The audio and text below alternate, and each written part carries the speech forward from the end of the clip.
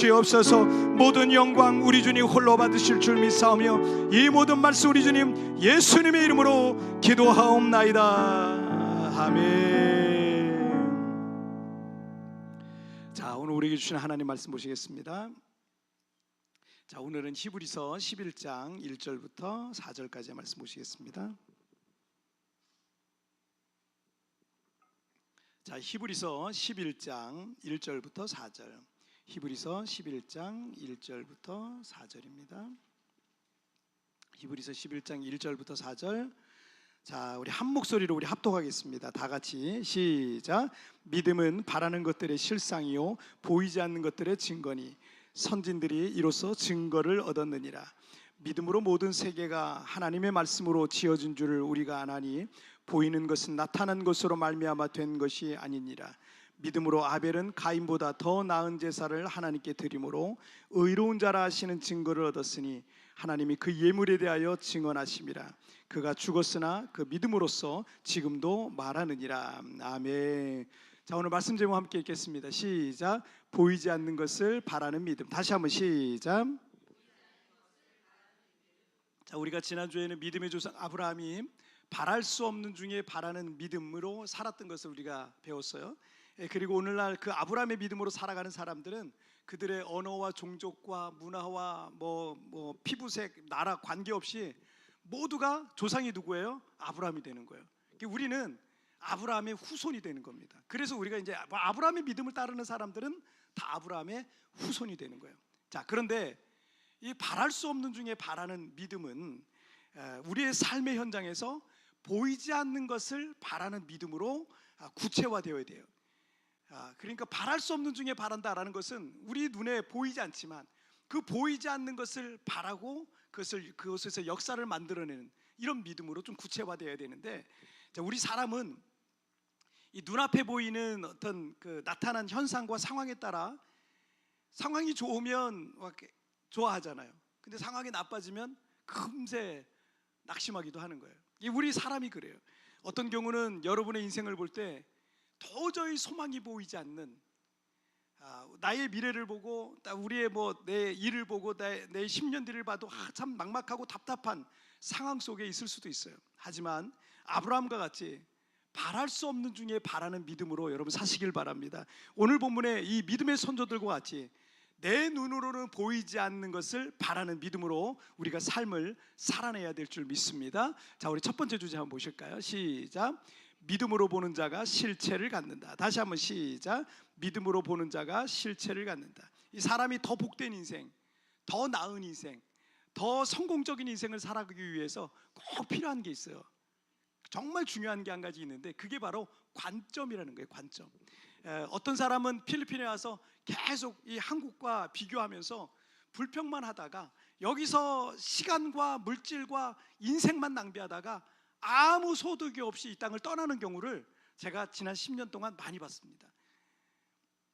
그렇게 하면 아무게 또 얻을 게 없는 거예요. 근데 어떤 분들은 보니까 한국에 비해 열악한 환경들을 바라보면서 온통 나에게 주어진 기회로 보기도 하고 감사의 제목으로 보기도 하는 거예요.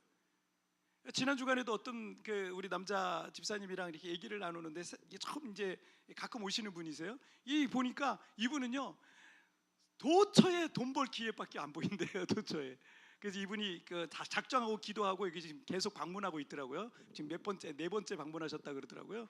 근데 자기는 이제 10번 정도까지 방문해보고 그 다음에 결단을 할 거라고 이렇게 얘기를 하더라고요. 근데 이분의 눈에는 도처에 그냥 한국 사람이 돈 벌 것밖에 안 보인대요. 좀 알려줬으면 좋겠어요. 그죠? 여러분도 여러분 그분 만나면 좀 알려달라고 하세요. 자, 어쨌든 어떤 분은 그래요. 정말 다 모든 게 나에게 기회고 그리고 감사의 제목밖에 안 보이는 거예요. 이런 긍정적인 가치와 관점을 갖고 있는 사람들은요, 여러분 이 땅을 살면서 얻을 게 많이 있을 겁니다. 관점이라는 한자를 보니까 볼관자를 쓰고 있어요. 볼관자. 점은 뭐예요? 그냥 진짜 점이에요. 포인트예요. 포인트. 자, 관점이라는 것은 어떤 사물이나 상황을 바라보는, 그래서 나의 시선이 머무는 지점, 이게 바로 관점인 거죠. 그렇다면 믿음의 관점, 긍정적인 관점을 갖고 있는 사람은 어떤 상황 속에서도 뭘 찾아요? 기회를 찾은 거예요. 그리고 감사의 제목을 찾기 때문에 결국 그의 인생은 기회와 또 소망과 비전과 꿈과 감사할 것에 계속 집중되는 삶을 살아가게 되는 거예요. 반대로 부정적인 관점, 비관적인 관점을 갖고 있는 사람들은 어떤 상황이 주어져도 불평하잖아요. 원망하잖아요. 비관적인 곳에 나의 마음과 시선이 계속 집중되는 거예요. 여러분 보세요. 내 시선이 머무는 곳에 내 고개가 돌아가고 내 몸이 자꾸 그걸로 움직입니다. 그러면 그런 쪽에 자꾸 내 시선이 고정이 된다면 여러분 우리는 항상 어때요? 안 좋은 것만 자꾸 생기는 거예요. 짜증만 나는 거예요. 그리고 화가 나는 거예요. 남 탓만 하게 되다가 그렇게 인생을 허비하는 것을요 제가 참 많이 봤습니다. 예수 믿기 전에 저의 모습이기도 해요. 제가 인생을 오래 살지는 않았지만 지금까지 불평과 원망을 늘어놓기를 좋아하고 부정적이고 비관적인 관점을 갖고 있는 사람이 성공하고 행복하게 사는 건 본 적이 없어요. 하지만 어떤 상황과 환경 속에서도 기회를 찾고 감사의 제목을 찾고 긍정적인 관점과 믿음의 관점을 갖고 있는 사람은요 그가 바라는 그 소원의 항구로 도달하는 것을 여러분 믿으시길 바랍니다. 히브리서 11장 1절에 보면 믿음은 바라는 것들의 실상이요 보이지 않는 것들의 증거다라고 말씀하셨어요. 믿음이라는 단어 자체가 여러분 우리의 눈으로 볼 수 있는 종류의 것이 아니잖아요. 그렇잖아요. 마음속에 일어나는 일이잖아요. 하지만 우리의 눈에는 보이지 않지만 그것을 마음으로, 영으로, 믿음으로 전인격적으로 그것을 믿고 바라보는 거예요. 자, 테슬라와 그 스페이스 X의 일론 머스크는요 화성에 도시를 건설하고 100만 명의 사람들을 지구인들을 이주시키겠다고 지금 말하고 있어요. 말도 안 되는 소리잖아요. 저는 뭐 개인적으로는 화성 개발에 대해서 별로 반대.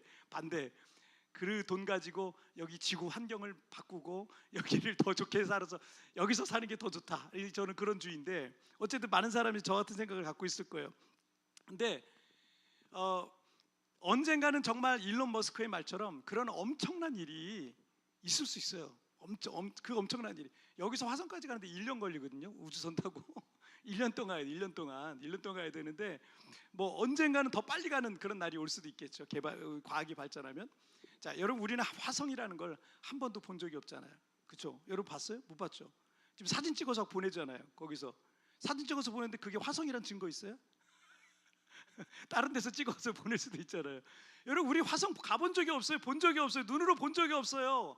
일론 머스크도 본 적은 없어요. 하지만 그는 끊임없이 화성에 사람 보내겠다고 21세기의 돈케호테처럼 괴짜짓을 하고 있는 거예요.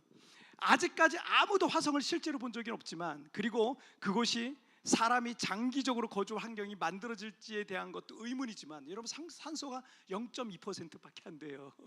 0.2% 숨을 쉴 수가 없습니다. 우주복을 아니면 살 수 없는 곳이잖아요. 그런데 거기가 사람이 장기적으로 거주 환경이 만들어질 수 있을지에 대해서는 정말 계속 의문인데 일론 머스크와 같이 이 괴짜 사업가가 믿고 있듯 언젠가 정말 우리 인간이 그 화성을 밟게 될 날이 유인 우주선이 가서 밟게 될 날이 정말 있을 수도 있습니다. 여러분 이렇게 세상 사업가도 단 한 번도 실제로 본 적이 없는 그 화성, 단 한 번도 자기가 실제 자기 눈으로 본 적이 없는 이 화성이라는 행성에 사람을 보내겠다고 지금 꿈을 꾸고 있습니다. 그런데 그것을 계속 믿고 바라보니까 여러분 무서울 정도로 그게 지금 빨리 그 계획이 지금 진행되고 있어요. 정말 우리 세대에 이 화성에 사람이 가는 것, 우리가 죽기 전에 제가 죽기 전에 사람이 화성에 가는 것 이걸 볼 날이 정말 있을 수도 있어요. 믿음이란 것은 원래 실제적으로 우리 눈에 보이지 않는 것이기도 하고 본 적이 없는 것일 수도 있습니다. 그렇다고 여러분 우리가 믿고 있는 그것이 존재하지 않는 게 아닙니다. 본 적은 없지만 존재해요. 우리가 하나님을 본 적이 없지만 그 하나님은 존재해요. 여러분 3절 말씀을 한번 보실까요? 시작. 믿음으로 모든 세계가 하나님의 말씀으로 지어진 줄을 우리가 아나니 보이는 것은 나타난 것으로 말미암아 된 것이 아니니라. 자, 우리가 지금 눈으로 보고 확인하고 있는 이 모든 세상은 지금 여기 보여지는 모든 세상은 원래 아무것도 없는 상태에서 정말 무의 상태에서 물질 세계가 창조된 거예요. 아무것도 없는 이 세상과 우주였는데 하나님의 말씀으로 무에서 유라는 것이 줬다는 거예요. 우리 인간이 하나님의 형상을 닮았잖아요. 여러분, 이런 이 세상에 이런 건물 같은 거, 빌딩 같은 거, 이런 가구 같은 거 없었잖아요. 그런데 그런 무에서 우리가 유를 만든 거예요. 하나님의 형상으로 닮았기 때문에 우리가 그런 일을 알고 있는 거예요. 우리가, 여러분, 우리 눈에 보여지는 것들 있잖아요. 그게 먼저가 아니에요. 우리가 이 가구를 만들려면 이 가구를 만드는 사람이 있고요, 그리고 이 가구를 만드는 사람 머릿속에 뭐가 있어요? 구상과 설계도가 있죠. 그게 먼저예요. 그리고 이게 만들어지는 거예요. 여러분, 아무것도 없었어요. 우리 눈에 보여지는 게 정말 아무것도 없었어요. 그래서 지금 여러분, 우리 눈에 보여지는 모든 것들이 먼저가 아니라 그것을 만드시고 설계하셨던 하나님의 설계와 하나님의 그 마음이 먼저 있었던 거죠. 그리고 세상이 만들어지는 겁니다. 그래서 하나님의 말씀이 우리의 눈에 보여지는 모든 것들을 창조하셨다라는 겁니다. 자, 그렇다면 지금 여러분의 눈에 보이지 않는 것을 이 바라는 믿음이 있는 사람은요, 언젠가 여러분의 눈으로 볼 수 있는 날이 오게 될 거예요. 마음으로 계속 믿고 있어요. 그러면 이것을 내가 볼 수 있는 날이 와요. 마음으로 계속 믿고 있어요. 그럼 언젠가 그것을 내가 손에 쥘 수 있는 날이 오게 된다는 겁니다. 뭐 K 컨텐츠로 대표되는 요즘 우리 대한민국의 이 세계적 위상은, 제가 어렸을 때 생각하던 우리나라와는 이건 상상할 수 없는 그런 나라가 되어 있습니다. 어제도 뉴스에 보니까 그런 게 있더라고요. 동남아 지역, 필리핀을 포함해서 필리핀에도 그 유튜버나 뭐 이런 사람도 굉장히 많이 늘어나는데, 한국 컨텐츠를 가지고 유튜버하는, 먹방하고 이런 사람들이 라면 K자를 붙이면 막 조회수가 엄청 늘어난다는 거예요. 그래서 필리핀과 이 동남아 쪽 있잖아요. 이쪽은요, 무조건 K자만 붙여도 지금 막 팔린대요. 막 팔리는 그 정도로 이 한국의 위상이 어마어마하게 지금 커졌는데, 제가 어렸을 때 이런 건 상상할 수 없었습니다. 우리나라는 가난한 나라였거든요. 여러분, 서양의 선교사님들이 처음 조선 땅에 들어오기 직전인 19세기 후반 1870년대는 아직 우리나라에 선교사님들이 안 들어왔을 때예요. 1870년대 우리나라 GDP, 경제 규모가 일본보다 8배에서 9배 정도 낮았다 그래요. 그러니까 우리가 한 10배 가까이 못 사는 거예요. 지금 우리나라랑 필리핀이랑 비슷한 거라고 생각하면 돼요. 그런데 여러분, 당시 그 영국은 세계 대제국을 건설하고 있었잖아요. 그 영국과 미국은 세계 최강대국들이었어요. 미국이 막 부상하고 있었고 영국이 앞섰지만 미국이 바로 턱 밑까지 지금 쫓아온 그런 상황이었습니다. 근데 그 미국하고 영국보다는 우리가 어느 정도 뒤쳐졌냐면 30배에서 40배 GDP가 그 정도로 떨어진 거예요. 그 정도로 가난했던 거예요. 1884년에 이 서양의 선교사님들이 들어오면서 1913년 제1차 세계대전 직전에 미국은 우리나라하고 몇 배 정도 차이가 났을 것 같아요. 아까 30배, 40배라 그랬죠. 미국이 갑자기 5배 정도 급성장했어요. 그 사이에, 그 몇십 년 사이에 5배 정도가 급성장하면서 영국은 따라올 수 없는 상태가 돼버린 팀이에요. 그냥 영국보다 2~3배 그냥 커져버립니다. 그리고 미국과 우리나라의 이 경제 규모 차이가 100배에서 150배 정도 차이가 납니다. 그렇게 됐어요.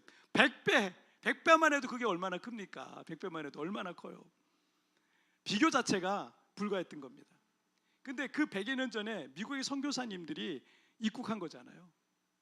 그 미국의 선교사님들, 뭐 영국의 선교사님들, 네덜란드 선교사, 이런 분들이 입국했는데, 이 선교사님들의 그 삶과 사역을 추적한 정현희 씨의 소설 양화진에 보면은요, 우리에게는 언더우드의 기도라고 잘 알려진 글이 하나 나오는데요. 언더우드 선교사님이 24살에 왔거든요. 24살. 24살 얼마나 어리고 젊은 나이입니까? 그 나이에 이 타국 땅에 온 거예요. 이 타국 땅에 복음을 전하겠다고 신학교 뉴욕 대학에서 공부하고, 또 그 다음에 신학을 또 공부하고, 그리고 의과 당시에 의과는 되게 좀 짧게 했더라고요. 1년만 하고 왔더라고요. 의과도 또 공부하고 뭐 이렇게 왔더라고요. 근데 24살 나이에 조선에 파송된 이 최초의 장로교 선교사였던 언더우드의 기도 중에 일부를 보면 이런 내용이 있어요. 그 24살 때 사진입니다. 언더우드 선교사님의 24살 때 사진인데, 이런 내용이에요. 지금은 아무것도 보이지 않습니다. 주님, 메마르고 가난한 땅, 나무 한 그루 청청하고 시원하게 자라오지 못하고 있는 땅에 저희들은 옮겨와 앉아 있습니다. 주께서 붙잡아 뚝 떨어뜨려 놓으신 듯한 이곳, 지금은 아무것도 보이지 않습니다. 보이는 것은 고집스럽게 얼룩진 어둠뿐입니다. 어둠과 가난과 인습에 묶여있는 조선 사람들 뿐입니다. 조선의 마음이 보이지 않습니다. 그리고 저희가 하게 될 일이 어떤 것인지, 그 일이 어떻게 나타나게 될 것인지 조금도 보이지 않습니다. 그러나 주님, 순종하겠습니다. 믿음은 바라는 것들의 실상이요 보지 못하는 것들의 증거니라고 말하신 말씀을 따라 저희 믿음이 앞날의 조선을 볼 수 있게 될 것을 믿습니다. 지금은 우리가 황무지 위에 맨손으로 서 있는 것 같사오나, 지금은 우리가 서양 귀신이라 손가락질을 받고 있사오나, 저들이 우리의 영혼과 하나인 것을 깨닫고 하늘나라의 한 백성 한 자녀임을 알고 눈물로 기뻐할 날이 있음을 믿습니다. 지금은 예배를 드릴 예배당도 없고 가르칠 장소, 학교도 없고 그저 경계와 의심과 멸시와 박대만이 가득한 곳이지만 이곳이 머지않아 은총의 땅이 되리라는 것을 믿습니다. 당시 우리와 경제 규모 면에서 8배에서 9배 정도 앞섰던 일본이 우리나라를 엄청 멸시하고 무시했잖아요. 얼마나 우리가 그런 뭐라 그럴까요? 개발되지 않은, 아무것도 모르는 그런 사람, 그러니까 우리를 계속 무시하고 막 이랬던 거죠. 그런데 여러분, 한 100배 정도 차이 나는 나라에서 온 미국 선교사님이, 그 선교사님의 눈에 비친 우리 조선 땅과 백성들의 모습은 어땠겠어요? 그 모습은 어땠겠어요? 선교사님들이 볼 때 경제적인 부분뿐만이 아니라 그 당시가 우리나라가 정치적으로 외교적으로 엄청 힘들 때 아닙니까? 나라가 남의 손에 넘어가는 그때가 아닙니까? 정치와 문화와 관습과 영적인 것들의 그 답답함과 막막함은 얼마나 컸겠습니까? 제가 필리핀 세부의 교회를 개척하고 얼마 지나지 않아서 제가 이렇게 안방, 제 방에 창문이, 작은 창문이 하나 있었는데 창밖을 이렇게 보니까 바나나 나무가 거기 있더라고요. 바나나가 열린 거예요. 그래서 제가 그 초록색 바나나 열매들을 보면서, 아, 내가 어떻게 이 필리핀에 오게 됐지? 이런 생각이 갑자기 문득 현타가 왔어요. 그래서 내가 왜 여기 와 있지? 뭐 이런 생각이 갑자기, 한국의 큰 교회에서 제가 예배하고 막 찬양 인도할 때가 불과 얼마 전이었던데, 불과 얼마 전에 막 그러고 있었는데, 막 그렇게 사역하고 있었는데, 정들었던 그 사람들을 떠나서 제가 가족들 데리고 낯선 이 땅에 낯선 사람들을 만나고 그들을 전도하고 양육해서 주님의 교회를 이 땅에 세워나가야 한다는 생각에, 그 시기가 저한테는 좀 막막하던 그런 시기였어요. 앞이 잘 안 보이더라고요. 막막하더라고요.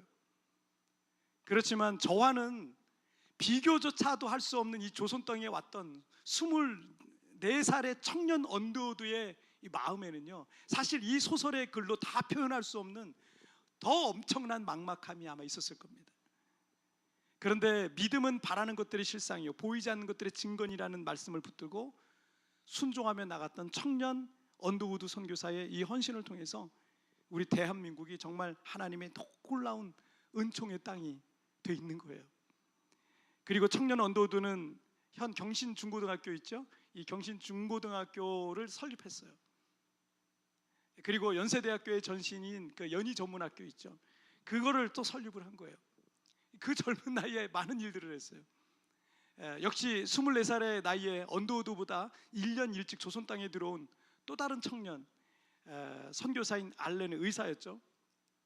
연세 세브란스 병원의 전신 재중원을 설립했습니다. 그리고 왕궁에서 왕족들을 이제 치료하고 이런 일을 했죠. 후에 연희대학교하고 연희전문학교죠. 연희전문학교하고 연세대학, 세브란스 의과대학이 합친 거예요. 연희하고 세브란스가, 그래서 연세대학교가 된 거예요. 통합이 돼서. 청년 언더우드 선교사님이나 알렌 선교사님의 눈에 비친 이 조선 땅에도 전혀 소망이 보이지 않았을 거예요. 하지만 믿음의 눈으로 바라보면서 하나님의 약속을 꿈꾸고 소망하니 그것이 오늘날 이렇게 하나님의 놀라운 은총을 받고 있는 나라가 된 겁니다. 그리고 지금 전 세계 선교사를 가장 많이 파송하는, 미국 다음으로 2번째로 많이 파송하는 나라가 돼 있는 거예요. 얼마나 놀라운 일입니까? 4절에서 믿음으로 아벨은 가인보다 더 나은 제사를 하나님께 드렸다라고 했는데, 아벨은 하나님이 눈에 보이지 않고 하나님이 우리의 육신의 눈으로는 보이지 않아도 하나님께서 계신 것을 믿음으로 바라본 겁니다. 다윗이 골리앗 앞에 나갈 때 세상적인 조건으로는 불리할 수밖에 없지만 나를 도우시는 하나님, 나와 함께 하신 하나님, 내 힘과 능력과 방패가 되신 하나님을 다윗은 믿었던 것입니다. 풀무불들에 던져졌던 다니엘의 친구들이 두렵지 않았던 것은 하나님께서 그 불거둥에서 자신들을 건져주실 것을 믿고 나아갔기 때문입니다. 여러분, 믿음으로 바라보는 자가 그 실체를 갖게 돼 있는 거예요. 2절에서 선진들이 이로써 증거를 얻었느니라 라고 말씀하고 있습니다. 우리 믿음의 선배들이 우리 앞에 그렇게 살았고요, 그것을 보여주었던 겁니다. 육체적으로 전혀 소망이 없었던 이 아브라함이 바랄 수 없는 중에 바라고 믿었던 겁니다. 사도 바울 역시 사방으로 우겨싸움을 당하여도 두려워하지 않고, 과거에도 나를 도우신 하나님, 지금도 나를 건져주실 하나님, 이후로도 나를 건져주실 그 하나님을 바울은 믿었던 겁니다. 지금 여러분의 상황은 전혀 앞이 보이지 않을 수 있습니다. 이 필리핀에서 살아가면서 내 미래가 안 보일 수도 있어요. 하지만 어떤 상황이 있든 여러분 믿음의 눈을 뜨시길 바랍니다. 믿음의 관점을 가지시길 바랍니다. 믿음으로 바라보는 자는 반드시 하나님께서 약속하신 그 실체를 보게 될 줄 믿습니다. 자, 우리 두 번째 주제 읽겠습니다. 시작.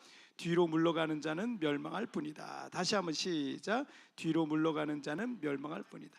당시 많은 그리스도인들이 신앙 때문에 핍박과 박해를 받았습니다. 때문에 믿음이 연약한 자들은요, 중도에 신앙을 포기하는, 배교하는 일들이 핍박 때문에 일어났어요. 히브리서 10장 38절 말씀을 읽어보실까요? 시작. 나의 의인은 믿음으로 말미암아 살리라. 또한 뒤로 물러가면 내 마음이 그를 기뻐하지 아니하리라 하셨느니라. 자, 믿음으로 살기로 결단했는데, 믿음으로 살아간다는 게 여러분 꽃길이면 얼마나 좋겠습니까? 이 교회 다니면서 그냥 꽃길만 걷는다면 얼마나 좋겠어요. 하지만 우리가 믿음 생활을 시작한다는 건요, 주인이 바뀌는 거예요. 내가 더 이상 나의 주인이기를 포기하는 거예요. 그게 믿음 생활이에요. 예수님께서 내 인생의 주인이 되시는 거예요.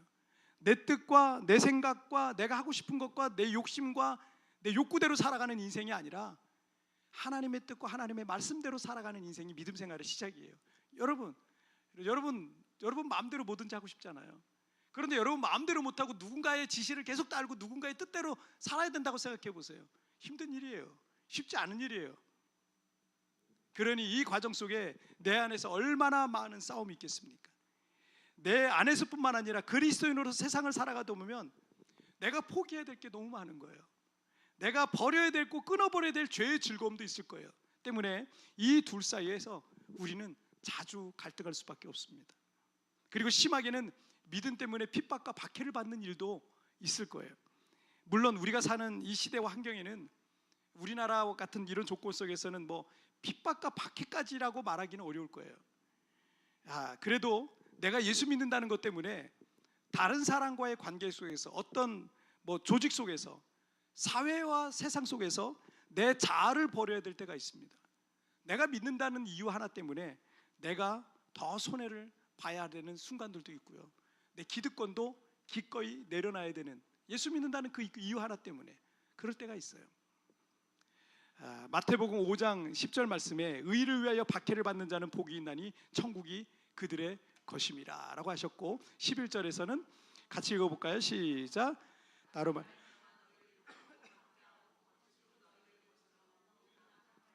너희에게 복이 있나니.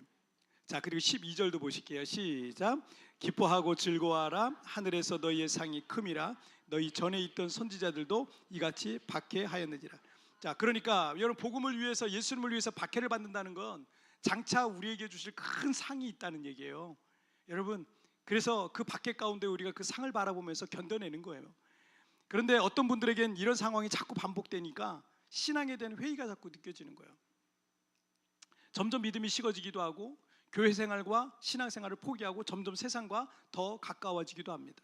하지만 히브리서 10장 38절에서 주님께서 뒤로 물러가면 내 마음이 그를 기뻐하지 아니하리라 라고 말씀하셨습니다.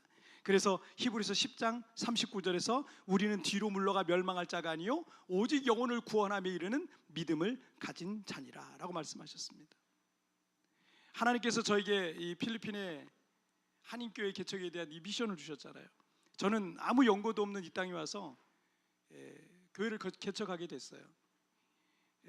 뿌려진 씨에서 싹이 나고 연한 순이 그 단단한 흙을 뚫고 올라오기가 어려운 것처럼, 그리고 땅에 심겨진 나무가 1m, 2m, 3m 땅속으로 길게 뿌리를 뻗쳐서 깊이 뿌리를 내리기까지는요 시간이 필요한 것처럼 많은 시련과 연단 그리고 인내의 기간이 저에게도 필요하더라고요.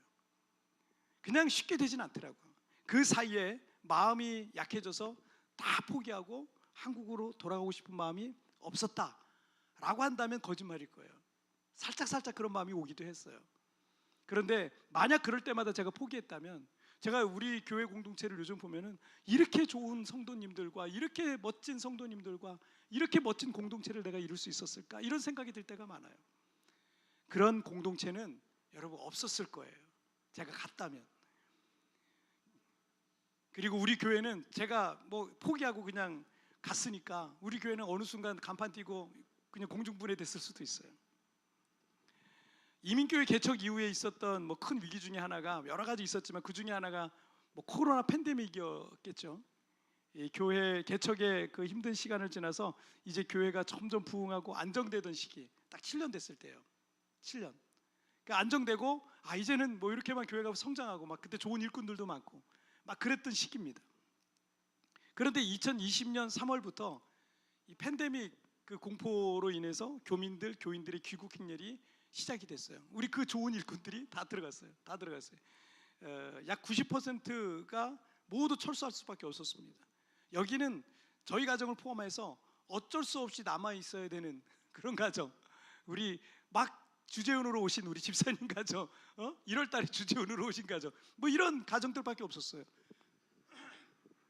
그래서 저희 가정 포함해서 우리 소수의 성도들이 남았는데, 그때 그냥 마치 감금 생활을 하던, 집 밖으로 나오지도 못하고 집에서 화초 키우면서 이런 거 하면서, 그러면서 그 시간을 버텨내야 되는 그런 기간이 있었습니다. 하지만 남아있었던 성도들 중에는 이 낯선 타국에서 모든 수입이 끊기고, 여기 남아있긴 하지만 수입이 끊겨버린 거예요. 수입이 끊겨버리고 살 길이 막막했기 때문에 수십 번 수백 번도 더 모든 걸 포기하고 한국으로의 철수를 생각했어요, 여기 계신 분들이. 근데 어쩌다 보니까 교회와 함께 그 기간을 견디는 거예요. 교회와 함께 그 기간 견뎌내고, 또 이제 와서 예배할 수 있을 때 5명이 와서 예배하고 4명이 와서 예배드리고, 그렇게 주일 예배를 지키면서 우리가 여기를 있었거든요. 할 수 있는 게 아무것도 없었던 것 같은데, 그런데 또 그런 가운데서 우리가 할 수 있는 걸 그럼 하자, 그래서 할 수 있는 걸 했습니다. 그리고 우리 성도들이랑 우리 뭐 집사님들도 나가 계셨지만, 우리가 온라인 플랫폼 자체가 없었기 때문에 단톡방으로 그냥 모든 온라인 기도회, 그래가지고 온라인 기도회를 원래 줌으로 하고 막 이래야 되잖아요. 제가 근데 줌이 잘 안 맞더라고요. 저랑은 카톡으로 그냥 기도회 이거 하고 막 이랬어요. 근데 오히려 그때 믿음이 성장한 분들이 또 굉장히 많았습니다. 다행이고 감사한 일이죠. 자, 그런데 어쨌든 돌아보니까 교회도 그 기간을 통해서 교회에 그 전에 없었던 온라인 플랫폼이 생겼어요. 유튜브라고 하는 온라인 플랫폼이 탄생했고, 사역적으로도 업그레이드되는 그런 기간이었습니다. 또 이곳에 남아서 포기하지 않고 살아왔던 이 소수의 성도들이 모두가요, 제가 이렇게 보니까 이게 특별히 이제 사시는 분들인데 수입이 하나도 없었거든요, 그분들이 2년 3년 동안. 근데 모두가 다 잘 됐어요. 모두가 다 잘 되고 이전보다 더 견고하게 이 땅에 그분들이 뿌리 내리는 계기가 됐습니다. 아니, 오히려 팬데믹 기간에 새로운 먹고 살 길이 열린 분들도 몇 가정 있었어요. 그리고 이 코로나 팬데믹이 끝나고 이제 1, 2년 지났고, 우리가 사는 이 세부 땅이 아직 예전 같지는 않지만 점점 회복되고 이제 새로운 꿈을 향해서 우리는 나아가고 있습니다. 만약 우리가 포기하고 교회 문도 닫고 우리 성도들도 다 해산해 버렸다면 우리 교회가 이런 간증은 없었겠죠. 포기하지 않길 참 잘했다라는 생각이 들더라고요. 힘들고 어려워도 견뎌내길 잘한 거예요. 여러분이 무엇이든 영혼과 인생을 갈아 넣어가면서 달려가고 있습니다. 그런데 포기하면 모든 게 중단이 되는 거예요. 근데 그냥 중단되는 정도가 아니라 여러분의 꿈, 여러분의 비전도 그냥 실패, 못 이뤘으니까 실패로 돌아가는 거예요. 믿음의 사람들은 뒤로 물러갈 자가 아니라 오직 영혼을 구원함에 이르는 믿음을 가진 자니라 라고 말씀하셨습니다. 골리앗 앞에서도 사자굴에 던져져도 풀무불에 던져져도 사방으로 우겨싸움을 당하여도 거대한 폭풍을 만난다 할지라도 우리는 전능하신 하나님, 살아계신 하나님 붙들고 나아가야 되는 것입니다. 그리고 그 절망적인 상황에서도 여러분 새로운 역사를 써가고 새로운 믿음의 간증거리를 갖게 되는 것입니다. 지금 여러분의 눈앞에 아무것도 보이지 않을 수 있어요. 잡혀지는 것이 아무것도 없을지라도 여러분 낙심하지 마십시오. 포기하지 아니하면 때가 되면 하나님께서 반드시 새로운 열매들을 여러분의 인생 속에 결실케 해주실 줄 믿습니다. 자, 오늘 말씀 정리해 볼게요. 두 가지 말씀 나눴어요. 함께 읽겠습니다. 시작. 믿음으로 보는 자가 실체를 갖는다. 뒤로 물러가는 자는 멸망할 뿐이다. 보이지 않는 것을 바라는 믿음의 구체적인 내용이 뭐냐면 믿음으로 보는 자가 실체를 갖고, 여러분 항상 믿음의 눈은 믿음의 관점으로 여러분 보시길 바랍니다. 여러분의 상황들, 회사 일들, 직장들, 여러분의 가정들, 자녀들, 믿음의 관점으로 여러분 보시다 보면 어느 순간 그것이 나에게 실체가 되네요. 그리고 뒤로 물러가는 자는요 멸망할 뿐입니다. 뒤로 물러가지 마세요. 포기하지 마세요. 계속 앞으로 나아가시길 바랍니다.